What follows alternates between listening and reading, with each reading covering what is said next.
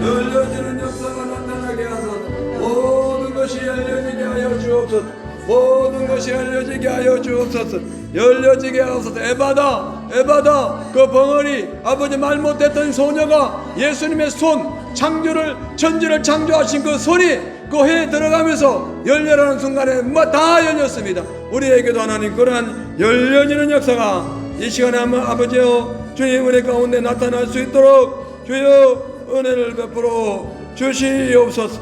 감사합니다. 성령님 역사하여 주옵소서. 감사드리며 살아계신 예수님 이름 받들어 기도합니다. 아멘.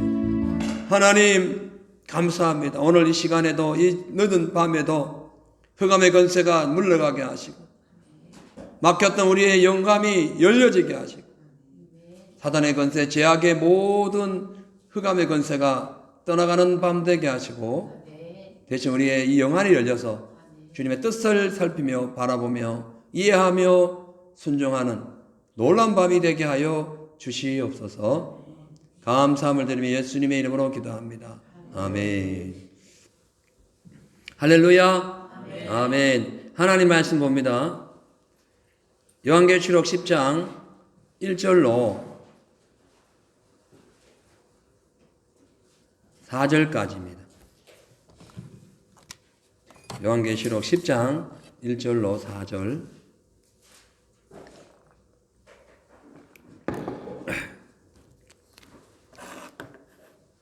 제가 받들어 봉독하겠습니다.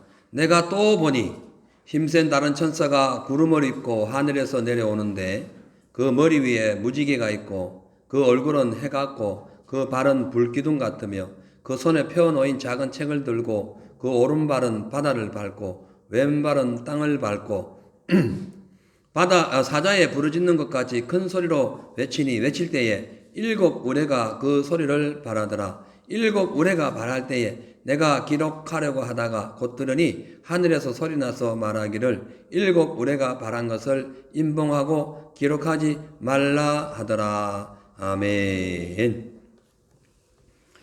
지난 시간에 그 계시록 10장을 하기에 앞서서 그동안 우리가 배워왔던 내용을 간략하게 요약을 말씀드리면서 22장까지의 나타날 그런 계시록의 그 상황을 설명을 해드렸습니다. 오늘은 10장 전체를 설명합니다.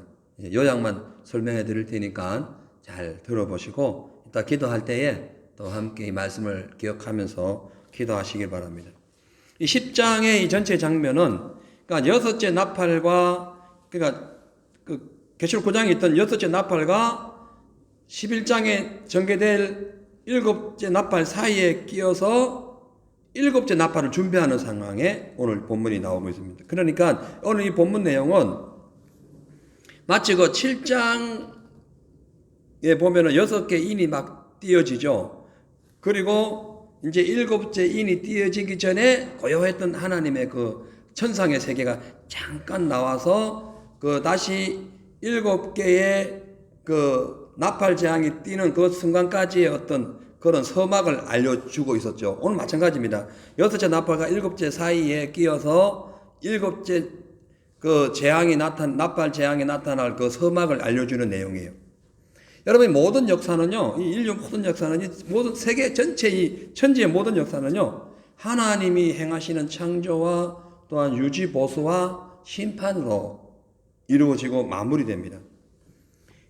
그런데 지금 이 시대가 바로 하나님께서 정해주신 그 마지막 심판의 시기로 조금씩 진행되고 있는 것을 우리가 시기적 상황을 보면 직감을 하게 되죠. 아무튼 간에 이제 전체 내용을 제가 말씀드렸고 이제부터 10장의 내용을 간추려서 어떤 내용이 나와 있는지 구체적으로 살펴보겠어요. 10장 1절에 보니까 내가 또 보니, 그러니까 요한이 계속 보고 있는데 또 한 번 봤는데 이거 아주 특별한 내용을 봅니다. 힘센 다른 천사가 구름을 입고 하늘에서 내려오는데 그 머리 위에 무지개가 있고 그 얼굴은 해 같고 그 발은 불기둥 같으며.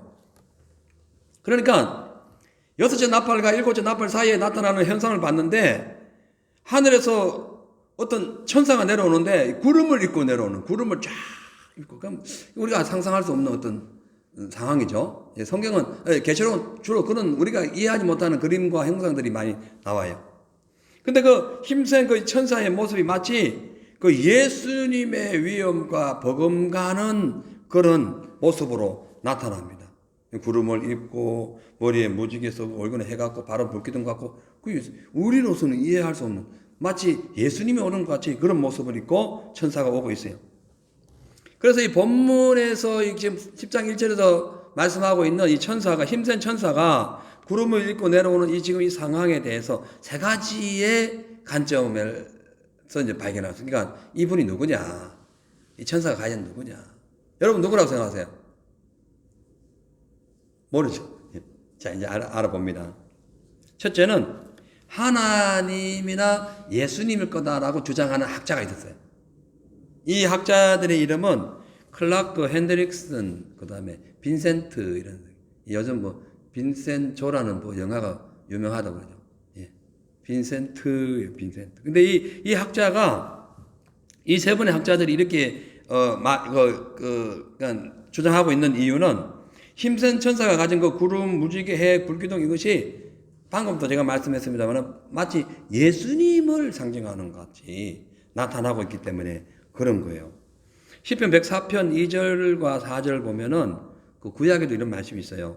주께서 옷을 입은 같이 빛을 입으시고, 여기는 구름을 입은데 그 시편에는 빛을 입으시고 하늘을 휘장같이 치시고, 그 하늘이 그냥 커튼식으로 하늘을 친다는 거예요. 그럼 물에 자기 누각의 들보를 얹고, 물에 집을 짓는 누각 들보를 물 위에 올릴 수 있습니까? 누가 올릴 수 있어요? 그냥 가라앉아 버리죠. 예, 근데 올리시고, 그 다음에 그 다음에 자기 수레를, 구름으로 자기 수레를 담으시고, 바람 날개로 다니시고, 이거 뭐, 우리가 상상할 수 없는 상황을 지금 말씀했어요. 그리고 바람으로 자기 사자를 삼고, 하염으로 자기 사역자를 삼고, 여기 비슷하다는 거예요. 그런데요, 이 주장은 좀 문제가 있어요. 왜냐하면, 시편 104편 2절에, 104편 2절에 있는 내용은 주께서 옷을 입은 같이 빛을 입고 하늘을 휘장같이 치는 것은 맞아요. 그러나 그 나머지 상황은 하나님이 바람으로 불꽃으로 이러한 구름으로 자기 수레를 삼고 하시는 것이지 그걸 입고 오는 건 아니죠. 그죠? 그러니까 말씀을 다 알지 못했던 것 같아요. 뿐만 아니라 성경은 예수님을 천사라고 기록한 적이 없어요. 그러니까 이 천사는 예수님이 아니라는 거예요. 이해가 가시죠?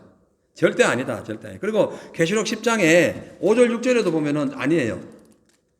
내가 본 바 6절에 세세토록 살아계신 자 곧 하늘과 그 가운데 있는 물건이며 쭉 하다가 명세하기로 가로되, 이게 천사가 하늘에 계신 그 모든 천지와 만물을 만드신 그 하나님께 명세하는 내용이 나와요. 이 천사가. 그러니까 지금 구름을 입고 온 이 천사가 하나님 아버지께 예수 그리스도께 명세하는 내용이 나오는데 어떻게 이분이 예수냐는 거예요. 이분이 하나님일 수가 없다는 거죠. 중요한 것은 힘이 세든 능력이 있든 뭐 어마어마한 뭐 건설을 갖고 있든 간에 상관없이 모든 천사는 하나님이 부리는 심구는꾼이에요. 구원은 후사를 도우라고 보내신 영이에요. 그래서 예수님은 아니라는 거예요. 두 번째로 이 천사가 가브리엘 것이다. 그 다니엘서 6장 16절에 보면 가브리엘 천사가 나타나가지고 그 다니엘에게 말씀하는 내용이 나오잖아요. 그러니까 가브리엘 것이다. 왜 가브리엘인가? 이 무겁다, 힘세다, 강력한 파워, 이 뜻이 가바르라는 그 히브리어예요. 가바르. 그러니까 히브리어인데 이 가바르라는 이름이 그러니까 가브리엘 천사가 말할 때에 기록을 했어요. 그러니까 가브리엘 천사가 하고 난 뒤에 가브리엘 천사 말하기를 할 때 그 말에 가바르라는 걸 썼다는 거예요. 강력하다, 파워 이런 뜻이에요. 그러니까 단지 가바르라는 말을 그 가브리엘 천사가 하는 말이 기록했다 해가지고 가브리엘 천사가 이 가바르는 아닌 거예요. 네, 분명한 존재가 다른 거죠. 그래서 이것도 인정하기 어려워요.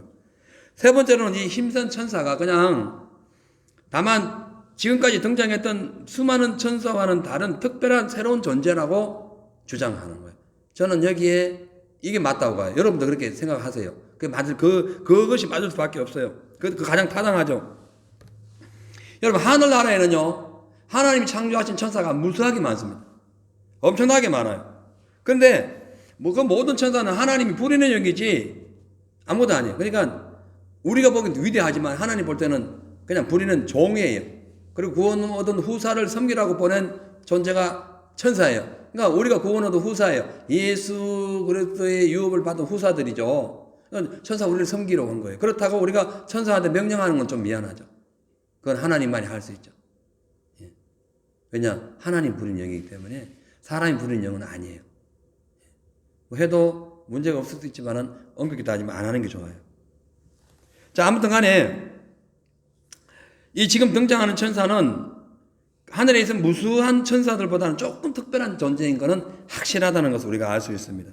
자, 그리고 오늘 이 본문의 말씀에서 구름을 입고 머리 위에 무지개를 쓰고 또 얼굴은 해같이 빛나고 그 발은 불기둥 같은 이 천사의 이 모습은 삼위일체 하나님을 상징한, 그러니까 하나님의 존재를, 그러니까 삼일째 하나님의 그 명령을 받아서 이 땅에 온 천사로서 예수 그리스도께서 해야 할 일을 대신하는 그런 것을 보여줍니다. 왜냐하면은 무지개는 우리 다 잘 알죠. 창세기 9장에 나와 있는, 16장에 나와 있는, 16절에 나와 있는 다시는 이 물로 세상을 심판하지 않겠다라는 하나님의 약속이죠. 예, 여호와의 약속이에요. 예, 그래서 하나님을 상징한다, 무지개는. 그리고 또 얼굴이 해 같다라는 것은 변화산에서 예수님의 제자들이 예수님께서 변화산에 올라가가지고 하나님과 대화할 때에 모세와 엘리야가 있을 때에 그때의 모습이 해같이 빛나고 이렇게 돼 있어요. 맞죠? 그리고 오늘 계시록 우리가 그러니까 맨 첫 장에 보면 1장에 16절에 보면은 예수님에 대해서 이렇게 표현합니다. 그 오른손에는 7 별이 있고 그 좌우에 날선 검이 나오고 그 얼굴은 해같이 빛나며, 그 예수님을, 그러니까 해같이 빛나는 것을 입고 왔기 때문에 삼위일체 중에 이위격인 예수님이 포함된 거죠. 그리고 불기둥 우리 잘 아시죠? 광야 40년 동안 이스라엘 백성을 인도했던 성령의 불기둥, 삼위일체 하나님. 그리고 난 뒤에 구름을 입고 온다는 거, 예수님이 뭐 타고 와요? 구름 타고 오시죠. 그래서 그것을 지금 예표하면서 천사가 그 일을 감당하는 것을 오늘 이렇게 말씀하고 있어요. 그러니까 이 구름, 뭐 무지개, 해, 불기둥 이런 표현은 힘센 천사가 삼일째 하나님의 명령을 받아서 천상의 위엄과 또 거대한 영광을 가지고 주의 명령하신 대재앙을 실현할 존재라는 거. 이건 무서운 존재입니다. 무서운 존재. 믿는 사람에게는 괜찮아요. 믿는 사람은 천사가 믿는 사람 구원 얻은 후사를 섬기라고 보냈기 때문에 믿는 사람은, 잘 믿는 사람은 괜찮아요. 근데 예수 안 믿거나 교회에 그냥 등록만 해놓고 온갖 그냥 뭐 주님하고 상관없는 삶을 살았다면은 심각한 거죠. 아무튼 오늘 본문에 등장하는 이 구름을 입은 이 천사, 이 힘 있는 어마어마한 천사는 예수 그리스도의 전권 대사로 이 세상에 파견된 천사인데 앞으로 이제 나팔을 불리면서, 그러니까 세상 심판 때에 이 존재가 실질적으로 나타납니다. 이것이 영적으로 나타날지 뭐 실적으로 모습 나타날지는 우리는 확실하게 단언할 수 없지만 분명한 것은 나타난다는 거죠. 2절에 보니까 이런 말씀이 있습니다. 그 손에 펴놓은 작은 책을 들고 오른발은 바다를 밟고 왼발은 땅을 밟고 쭉 나오죠. 그 손에 펴인 작은 책을 들었다. 그러니까 천사의 손에 펴인 작은 책이 있었다는 거예요. 그러니까 여기에서 펴놓였다라는 그 이 헬라의 원어를 보면은 에네오그메논, 뭐 저도 처음 알고 있는 말씀입니다. 에메오그네온이라는 거예요. 이 말씀은 이 현재 완료 분사로서, 그러니까 완벽하게 이루어졌다는, 그러니까 책이 완전히 펴졌는데 그 안에 책 내용은 누구나 볼 수 있는 책으로 완전히 펴졌다. 일단 덮을 수 없다. 완전히 펴졌다. 완료형이에요, 완료형. 그러니까 뭐 조금 덜 펴지고 아직도 펴지고 있다 이게 아니고 완벽하게 펴졌다. 그러니까 펴놓은 책 할 때는 다시 말씀드리는 뭐예요? 예언에 하나님께서 말씀하시고자 하는 예언이 완벽하게 드러났다. 완벽하게. 이 천사에 의해서. 그 뜻이에요. 참고로요, 이 작은 책에 해당하는 이 헬라어는 비블라디온인데 비블리온이라 그래요. 주로. 이 비블리온은 파피루스에서 나온 말이에요. 파피루스에서 이제 비블리온이 나오고 비블루디디온이에요. 원래 언어는. 그러니까 거기에서 바이블이 나와요. 하나님 약속이 기록되어 있는 바이블, 이것이 여기에서 나옵니다. 자, 그렇다면 본문에 등장하는 작은 책이 무엇을 의미하는가? 이 작은 책이 뭐냐? 여러분, 작은 책이 뭐라고 생각합니까? 잘 모르시죠? 작은 책. 이제 그 불트만이란 그 자유주의 신학자이면서 현대 신학, 약간 자유주의 신학자인데 이 현대주의 신학자기도 해요. 이분이 이 지금 작은 책은 그냥 하나님의 그냥 일반적인 단편적인 어떤 내용이 담겨 있는 그냥 작은 책이다. 이렇게 주장을 했어요. 저는 여기 동의하지 않고요. 그 다음에 이 작은 책이라는 것은 계시록 11장 1절에서 13절에 있는 엄청난 그 예언의 말씀을 지금 가리키는 그 말씀이라고 생각하는 학자들이 있어요. 그래서 이 말씀 안에는 교회가 당할 고난과 앞으로 또 맞이할 승리의 그 모든 예언이 들어있어요. 그래서 이제 그렇게 주장하는 학자가 있고요. 어느 정도 수긍하죠. 저도 수긍은 해요. 그 다음에 이제 중요한 것은 이 지금 작은 책이라는 것은 뭐냐, 우리가 이걸 알아야 돼요. 다니엘서 12장 4절에 보면은 다니엘에게 가브리엘 천사가 다니엘에게 나타나 가지고 마지막 때까지 이 책을 봉함하라, 닫아라, 열지 마라, 그러니까 잠옷을 잠가라 이 뜻이에요.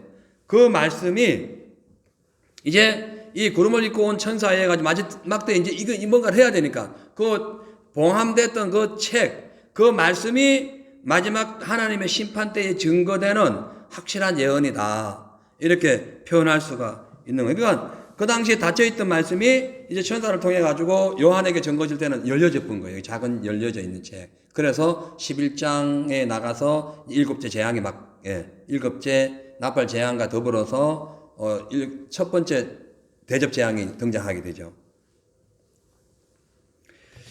그래서 이 말씀의 내용은 그 외에도 에스겔, 예레미야, 그 다음에 그 다니엘 이런 선지자들이 이런 내용을 많이 썼는데 이러한 내용을 봐서 이 예언은 그 수많은 사람들에게 증거해야 될 예언서, 열려져 있는, 닫혀 있는 것이 아니라 열려져 있는 책이라고 볼 수 있고, 그 다음에 이제 신천지 같은 이단에서는 이 열려진 선지자들 통해서 열려진 이 책을 누가 가졌느냐? 이만희가 가져가지고 이 사람만이 이제 열 수 있다.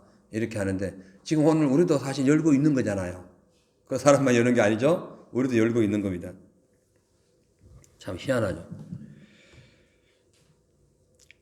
그 다음에 그 오른발은 바다를 밟고 왼발은 땅을 밟고, 이거 무시무시, 여러분, 천사가 내려왔는데 얼마나 큰지 한쪽 발은 바다를 밟고 있고 한쪽 발은 땅을 밟고 있어요. 물론 아이도 강물 발 디디고 또 땅에 발을 밟을 수 있지만 그런 상황은 아니죠. 거대한 무시무시한 천사가 나타났어요. 이건 뭐냐 이게? 오른발은 바다를 밟는다는 것이 뭐라고 생각하세요? 왼발은 땅을 밟고 있는 건 뭐라고 생각하세요? 이건 그 당시에 그 사도 요한이 그 유대인이죠. 사도 유대인입니다. 유대인. 그리고 이스라엘에 살았죠. 그래서 거기에 그 당시 그 지역을 기준으로 해가지고 바다는 그러니까 흑해가 아니고 그 홍해, 홍해죠, 홍해. 홍해가 아니고 뭐라 해요, 무슨 지중해 바다예요. 지중해 바다는 그 당시 세상을 의미해요. 그리고 이 유대인 땅, 예루살렘 땅, 그리고 그 주변 땅을 밟고 있었다는 것은 그 당시에 그 유대 땅은 물론이고 주변에 있는 모든 세계, 이반 민족, 이렇게 표현할 수가 있어요. 그러니까 이 천사가 한 발은 땅에 걸치고 한 발은 바다에 걸치고 있다는 것은 바다와 땅을 다 장악하고 있다는 거예요. 이해하시죠? 딱 밟았다는 거예요. 접수했다는 거예요. 접수. 예. 이따 어떤 전쟁이 일어나면은 군인이 그 어느 땅을 딱 밟고 나는데 깃발 꽂으면 접수한 거잖아요. 마찬가지예요. 땅을 접수한 거예요. 바다를 접수한 거예요. 세상을 다 접수한 거예요. 그리고 믿는 자들도 접수했고 주변에 있는 사람들 다 접수했다는 거예요. 그래서 세계 모든 자연계, 경제계, 정치계, 군사계, 문화계, 정치계 이 모든 것을 다 장악하겠다는 거예요. 지금은 누가 장악하고 있어요? 일루미나티 세계 정부가 장악하고 있죠. 그 천사가 오면은 천사가 다 장악해버리게 완전 다 끝장낸다는. 그래서 바다에 그 무역하는 배들 다 파탄나고, 예, 이 세계 정부가 무너지고 이렇게 되는 거예요 앞으로. 장악하기 때문에.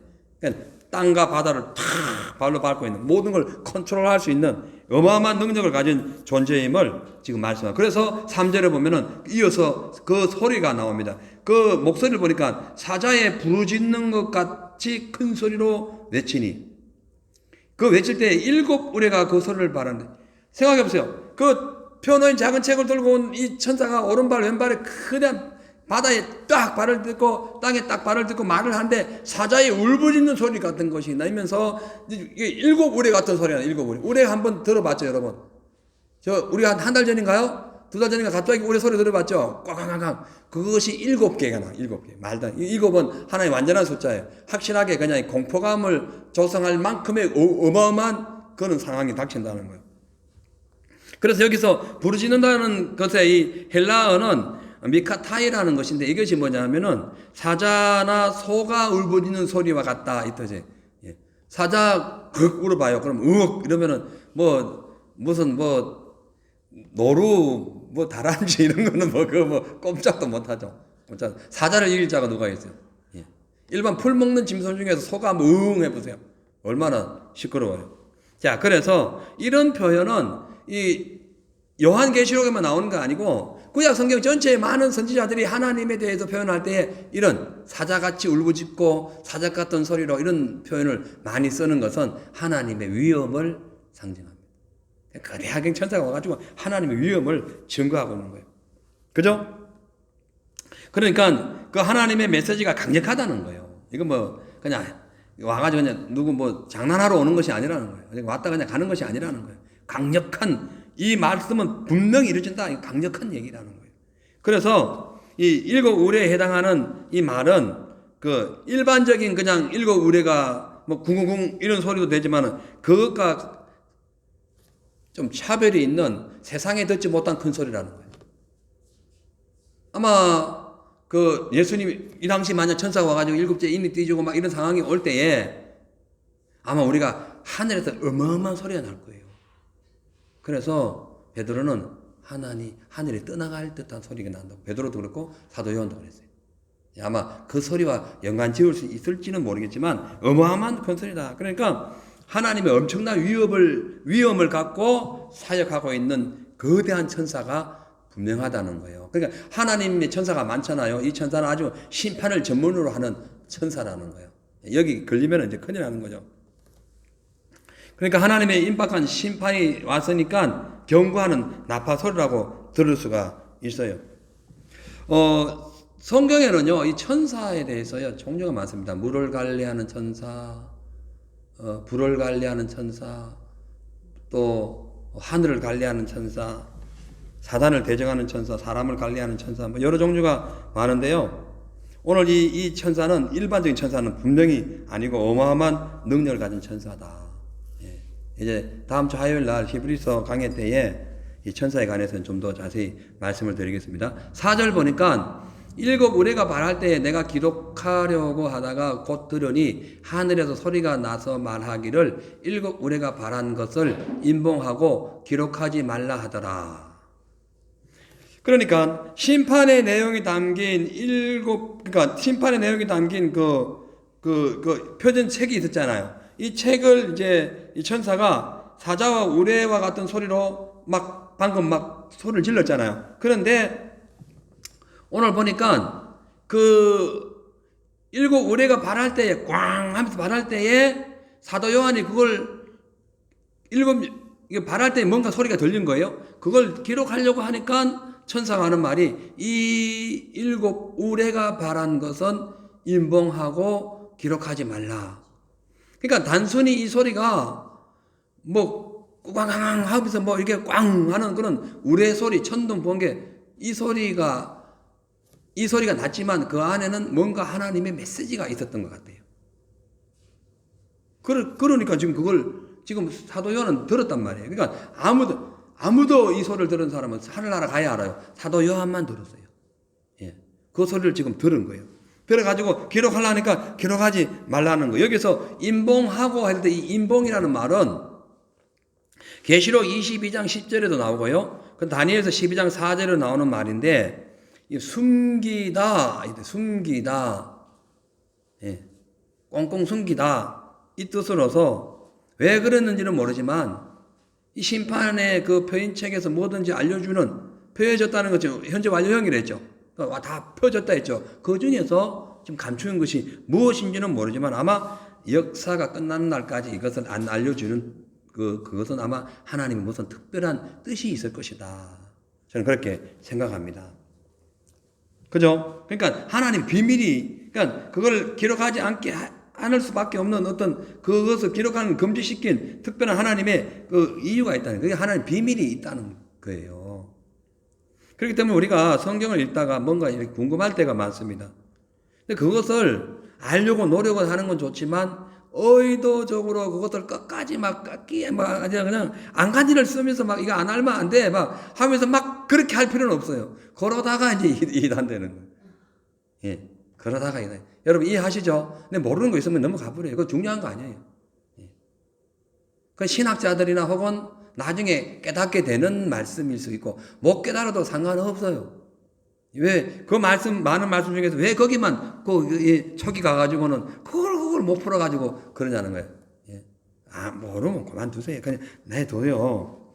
예. 하늘에 엄청난 계시가 이거 말고도 많잖아요. 그죠? 꼭 우리 소리를 그거 들어야 되나? 안 들으면 모르면 할 수 없는 거지. 그것이 무슨 상관이 있어요. 우리가 이제 어린 아이들 키워볼 때 보면은 그 어른들이 하는 말을 꼬작꼬작 물어가지고 귀찮게 하는, 그 뭔데 하면서 끝까지 물어보는 애들이, 그래, 맞아요. 시끄럽다 하면서. 시간 없는데 시끄럽다고. 뭔데, 뭘 뭐야, 그냥 아무것도 아니야. 근데 뜻은 있죠. 부모님들은 알고 있죠. 그와 비슷합니다. 자, 그래서 우리가 의도적으로 끝까지 그것을 막 파내려고 하는 것은 하나님의 권한을 넘어서는 어떤 교만의 행위라고 볼 수가 있어요. 그래서 하늘에 엄청난 계시를 듣고 왔던 사도 바울이 어마어마한 걸 다 봤는데 내가 말하지 않겠다 했죠. 그것도 뭔 이유가 있어요. 왜냐하면 베드로의 그 성경을 보면은 이렇게 되어 있어요. 억지로 풀면은 잘못된 사상이 들어간다는 거예요. 베드로후서 3장 16절에 또 그 모든 편지에도 이런 일에 관하여 말하였을 때 그 중에 알기 어려운 것이 있도록, 이 편지는 성경입니다. 성경, 그 당시 성경책. 이 편지가 성경책이 된 거예요. 니케아 회의에서. 자, 근데 그 많은 성경의 많은 편지 내용 중에서 알기 어려운 것이 들어있어요. 여러 개가 있다. 알기 어려운 것이 몇 개가 있다는 거예요. 있는데 무식한 자들과 구세지 못한 자들이, 이 무식한 자들은 것은 이 세상 무식을 얘기하는 게 아닙니다. 하나님의 뜻을 알지 못하는 것을 얘기하는 거예요. 그 모든 자들이, 예?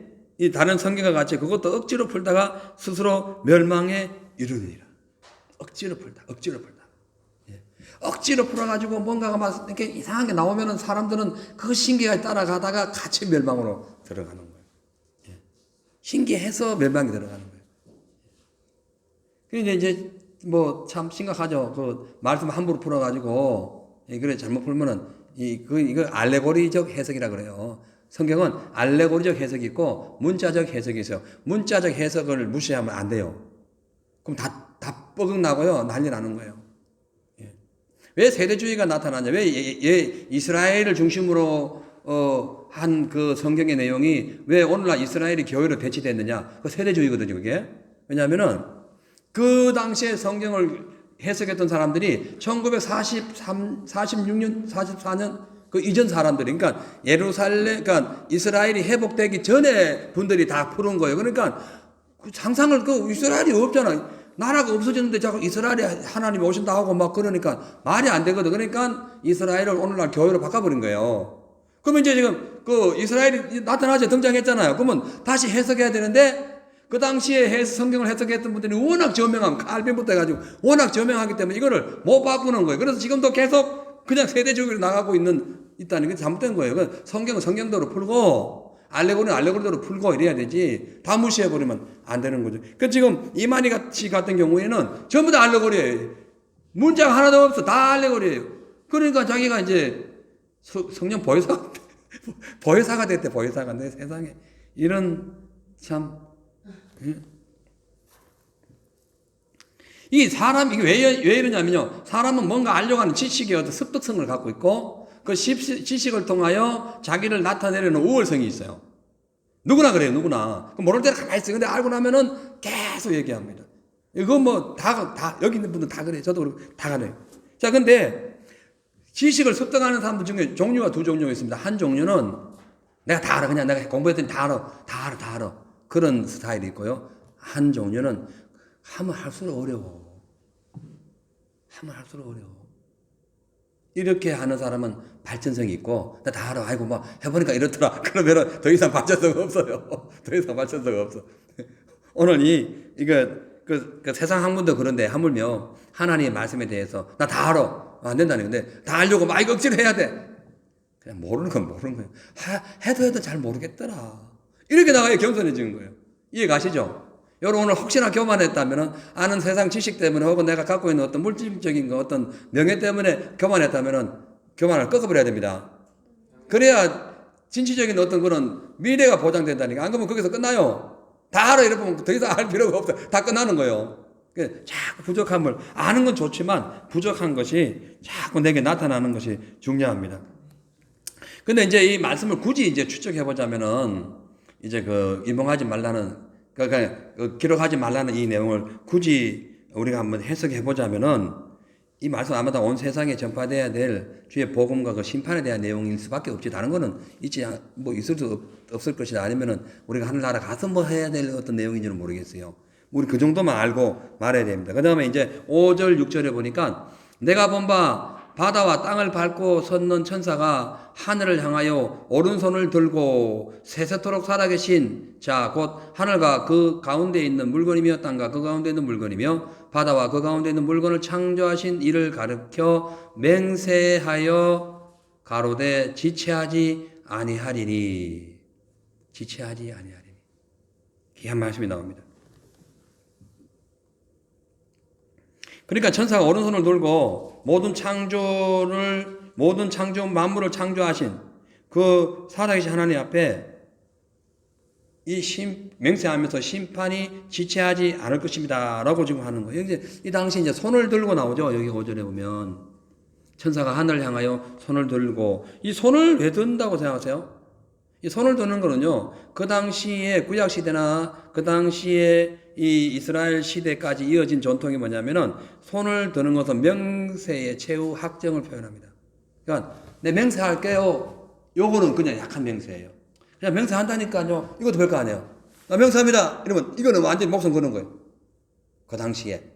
그래서 지금 이 천사가 하늘을 향하여 하늘에 계신 하나님을 향하여 그죠? 손을 들고 맹세하여 가로되, 이 말씀은 반드시 주님의 그 말씀을 자기 이루겠다는, 천사가 목숨 걸고, 그러니까 천사가 무슨 목숨 아무튼 천사가 자기 모든 것을 다 걸고 이 심판에 필요한 것을 이게 준비하겠다는 거예요. 그리고 지체하지 않겠다라고 말씀하고 있는 거예요.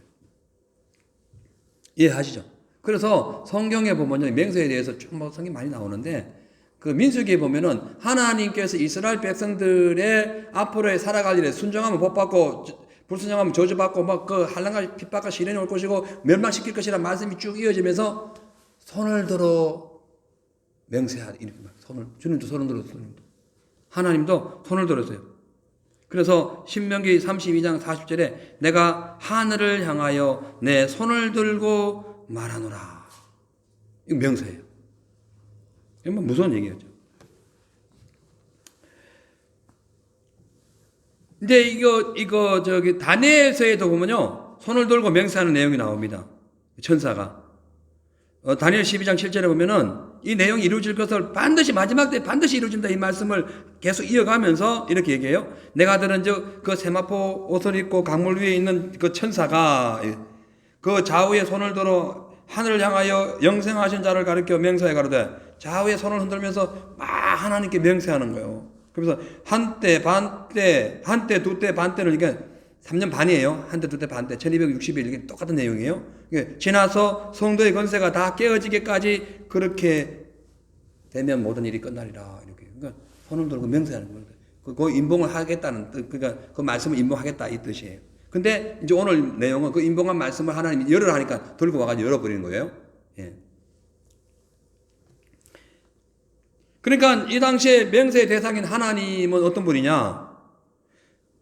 무서운 위협에 처하여 최후 심판을 당하고 있는 이스라엘 백성들에게는 그들을 구원하시는 능력의 하나님이시자 하나님을 전혀 알지 못하거나 하나님 알아도 배반하고 혹은 배척하고 배교했던 이 사람들에게는 무시무시한 심판의 대상자라는 것을 손을 들고 맹세하는 거예요. 천사가. 웬일인지 웬 사랑인지 우리는 감사하죠. 여러분, 내가 어떤 신분을 갖고 있든지 내가 많이 배웠든 못 배웠든지 돈이 있든 없든지 상관없이 나는 예수 믿어가지고 천사가 뭐 어떤 이 세상에 어떤 심판을 하더라도 나는 상관없다는 거예요. 그걸 믿어야 됩니다. 아멘. 혹 7년 대환란에 들어가도 우리는 걱정 없어요. 천사가 그걸 보장해 주는 거예요. 지체하지 않겠다 이렇게 말씀하는 거예요. 자, 그리고 그러니까 이 당시에 그 천사가 손을 들었다는 뭐 어떻게 했죠? 아까 한쪽은 한쪽 발은 바다에 대고 한쪽 발은 땅에 대잖아요. 전 세상을 다 그렇게 하겠다는 거예요. 일부분만 하는 거예요. 유대인만 하고 이런 게 아니라 전체 다 하겠다는 거예요. 여기서 지체하지 아니하리라 이것은 명세한 말씀을 즉각 시행하겠습니다 이 뜻이에요. 그러니까 다니엘서 12장 6절에 보면은 종말의 끝이 지나가야 이제 그러니까 한때 두때 반때를 지나가야 이제 종말이 올 거야. 그때까지 말씀을 봉해라고 다니엘에게 그 애매한 얘기예요. 그 다니엘이 그 당시에 한때 두때 반때가 이거 뭐지 이렇게 생각할 수 있죠. 그게 언제지? 내일부터인가? 한 달 후부터인가? 내가 죽고 난 뒤인가? 궁금하잖아요. 그러니까 궁금증을 남겨놓고 그냥 봉해버렸다니까요. 그런데 여기 사도 요한에게는 지체하지 않겠다, 적가하겠다, 시기와 때를 정해져 버리는 거예요. 그러니까 다니엘서에 있는 말씀과 요 계시록에 있는 말씀이 똑같아요. 그걸 풀어준 거예요. 다니엘서를 풀어준 거예요. 이해하시죠? 그러니까 이 사도 요한에게는 지체하지 아니하고 그 하나님의 비밀을 다 알려주신. 그래서 그 당시 옛날에 수많은 그 구약 시대의 선지자들은 어떤 분들이었냐면은 메시아가 오신다라는 걸 소식만 전해줬는데 메시아가 누군지 몰라요. 모르잖아요. 모세도 예언했잖아요. 모르잖아. 아무도 누가 알아. 그런데 지금 이 시대는 이미 메시아가 왔다 갔잖아요. 그죠? 그러니까 더 나쁜 거예요. 그래서 지체하지 않겠다. 그러니까 메시아의 명령이 임할 것이다. 적각 임할 것이다. 이렇게 말씀하고 있는 거예요. 그러면 뭐 구체적으로 뭘 지체하지 않는다는 것이냐? 바로 11장부터 진행되는 계속되는 그 심판을 얘기해요. 계속되는 그 재앙을 지체하지 않겠다 이 뜻이에요. 예수님이 약속해가지고 다시 이 땅에 오실 예수님의 그 재림을 준비하기 위하여 천사가 와가지고 미리 지금 길 정리해 주는 거거든요. 길 정리 이게 지금 그것에 대해서 적극적으로 해주겠다. 그래서 이제 이 사건이 끝나면 16장에 가면 본격적인 심판이 막 이루어집니다. 그리고 지체하지 않는 것이 계속 진행되는 거예요. 그런데 이거는 그 당시에 성경의 구절상 1장, 2장, 3장 이렇게 순서상에 나타났는데 이것이 마지막 때가 되면은 그 순서상대로 뒤죽박죽되는 게 아니라 그 순서상대로 그대로 되는 거예요. 시기와 때는 우리는 모르지만 그때가 되면은 그렇게 된다는 거예요. 그래서 마지막 재림의 때, 초림하신 예수님이 하늘나라 올라가가지고 이 지체하지 않는 말씀을 주셔가지고 사도 요한에게 하신 말씀을 천사가 때가 되면은 지금 환상을 보고 있지만 천사가 때가 되면 나타나가지고 그것을 확 펼치면서 심판이 진행되는 것을 그러면서 이 심판이 딱 끝나면은 예수님이 공중에서 구름 입고 오시듯이 구름 타고 쫙 오시는 거예요. 이것이 이제 계시록의 뭐 최고 절정에 달하는 내용이죠. 그럼 왜 이렇게 지체하지 않는다라는 말씀이 기록되어 있느냐 하면은 그 당시에 순교자들이 많았어요. 순교자들이 많았잖아요. 그래서 요한계시록 6장 10절에 보면은 순교자들이 이렇게 얘기하잖아요. 큰 소리로 불러 가로되 거룩하고 참되신 대주제여 땅에 거하는 자들을 심판하여 우리의 피를 신원하여 주지 아니하시기를 어느 때까지 하시나이까. 그래 그때 그거로 기다리라. 이제 그 때가 돼가고 있는 거예요. 여러분 순교자들 하면 어디서부터 시작되냐면요. 아벨의 피부터 순교자. 아벨도 순교자예요. 그 예배 잘 드려다 맞아 죽은 거예요. 뭐 서양 세계나 이런 데 보면은 뭐 아랍권에 보면은 예배 드리는데 어느 날 무슬림들 와 총 확 갈리잖아요. 그거는 뭐 굳이 뭐 내가 네 예수 믿어 안 믿는 목을 안 베었다 할지라도 순교에 반열어 드는데 확고한 분명한 신앙 고백에 의한 순교는 아니에요. 그래서 뭐 자동차 타고 가다가 새벽기도 가다가 교통사고로 가지고 돌아가셨는데 그분이 순교자라고 순교 예배 드린다, 순교 장례식 한다. 그거는 문제가 있어요. 그건 아니지. 그거는 새벽기도 가다가 그런 건 아니에요. 예. 물론 애석하지만 그건 아니에요.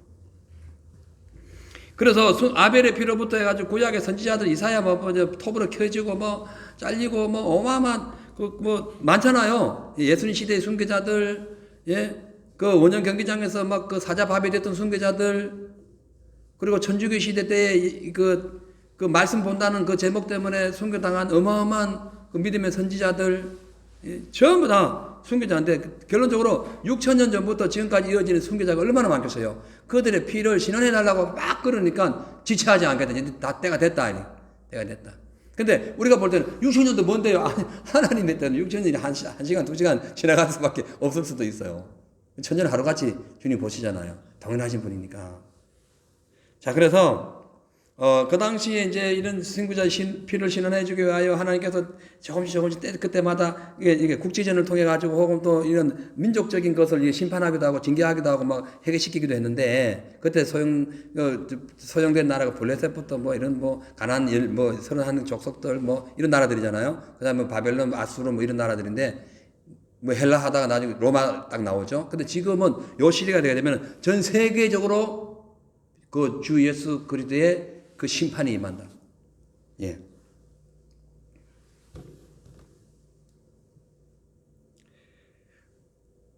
여기까지 할까요? 금요일이라서. 지금 7절 할 때죠. 반 했네요, 반. 벌써 시간이 이래 지났어요. 시간이 이렇게 빨리 간다니까. 예. 그러면 자, 우리 이제 여기까지 할게요. 이게 다 하려면은 저는 빨리 한다고 정신없이 막 말을 하고 있는데도 시간이 이렇게 빨리 가요. 자, 우리 분명한 것은 이 사도 요한은 바다와 땅을 밟고 있는 천사에 의해서 전해진 그 주의 복음을 장차 나타날 것으로 믿고 전합니다. 그대로 편지를 전하잖아요. 예, 전함으로써 이 말씀을 받은 수많은 크리스찬들, 그 당시 시대의 크리스찬들 해봐야 첫째는 7교회에 소속되는 교인들과 그 외에 소문 듣고 있던 수많은 사람들이에요. 이분들이 경각심을 갖고 믿음 생활을 이제 잘하게 되는 거죠. 다음 시간에는 7절 일곱째 천사가 소리내는 날 그 나팔을 불 때에 하나님의 비밀이 그 종 선지자들에게 전하신 복음, 그러니까 하나님의 비밀이 그 종 선지자들에게 전한 것 같다. 이게 뭔가 이 말씀을 집중적으로 알아보고요. 그 다음에 바다와 땅을 밟고 있는 천사가 이 3번이나 나옵니다. 이게 아주 중요한 내용이라서 계속 반복적으로 나오는데 그 책에서 천사가 이제 이렇게 표현책을 가지기로 해가지고 이 사도 요한이 이거 가져다 먹어버려요. 먹으니까 입에는 단데 배에는 쓰다 이런 내용이 나오는데 이게 이제 어떤 그 당시의 심판과 어떤 관련이 되어 있는가 이 내용을 다음 주에 말씀드리고 이제 10장을 끝내도록 하겠습니다. 자, 우리 기도하겠습니다. 오늘 우리 기도할 내용은 마지막 때에 하나님의 말씀에 붙들린 삶이 되게 해달라고, 또 성령의 열매를 맺기 위해서 주님의 말씀을 신뢰하고 순종하게 해달라고 기도합시다. 그러지 않았다면 우리가 회개하는 마음으로 이 시간 주님의 뜻대로 살게 되는 그런 사도 요한같이 100% 순종하는 그런 성도님들이 되게 해달라고 기도하시고요. 또 교회 부흥을 위해서 기도하시고, 우리 이제 유초등부, 청년부 다 이제 부흥을 위해서 지금부터 기도합니다. 예. 기도는 씨앗이잖아요. 예. 유초, 중, 고등부, 청년부는 많이 부흥되고 있지만 그래도 더 부흥하게 해달라고 기도하시고, 전부 다 놓고 기도하시고요. 오늘부터 여러분들 집에 가셔서 내가 꼭 전도해야 될 대상자들 이름을 꼭 적어보세요. 적어가지고 옆자리 책상 의자 옆자리에 그 이름 붙여놓고 아예 기도를 해요. 저도 할게요. 저도 여기다 이름 쓰고 기도할게요. 전도 대상 놓고 기도하세요. 그리고 시드니에 이제 신종 코로나가 뭐죠 해가지고 지금 좀 복잡한데 아무 이상 없도록 해달라고 기도해 주시고, 주일 예배 때 주의 은혜가 함께 하셔서 수많은 영혼들이 구원받는 시간 되게 해달라고 우리가 함께 기도하는 시간을 갖도록 하겠습니다. 제가 기도하고요. 찬양하는 부르고 합심 기도합니다. 하나님 감사합니다. 성경 말씀을 보면 참 하나님 은혜가 어마어마하게 큰 걸 압니다. 우리가 무엇이 간데 우리를 구원해 주시기 위하여 또 이 썩은 이 세상, 이 지금 변질되어 가고 악이 판을 치는 이 세상을 정리하고 깨끗하고 거룩한 주의 나라로 인도하기 위하여 수많은 천사를 보내주시고 또 성경을 기록해 주시니 감사합니다. 요즘처럼 코로나로 인하여 인간의 자율적 활동과 종교의 자유가 보장된 이 세상에서 자꾸 조금씩 통제되어 가는 이런 적그리스도의 통치가 눈에 보이는 이런 위기 속에서 살아가고 있지만 이 시대를 잘 보고 영안을 열어서 계속되는 예언의 말씀에 귀를 기울이고 주님의 뜻을 따라 살아가는 귀한 성도님들 다 되게 하셔서 장차 예수 재림하실 때에 주의 은혜 안에서 승리하는 삶이 되게 하옵소서. 감사드리며 예수님의 이름으로 기도합니다. 아멘. 자, 우리 찬양 한 장 부르시고요. 주를 멀리 떠나 살면서 900장 찬양합니다.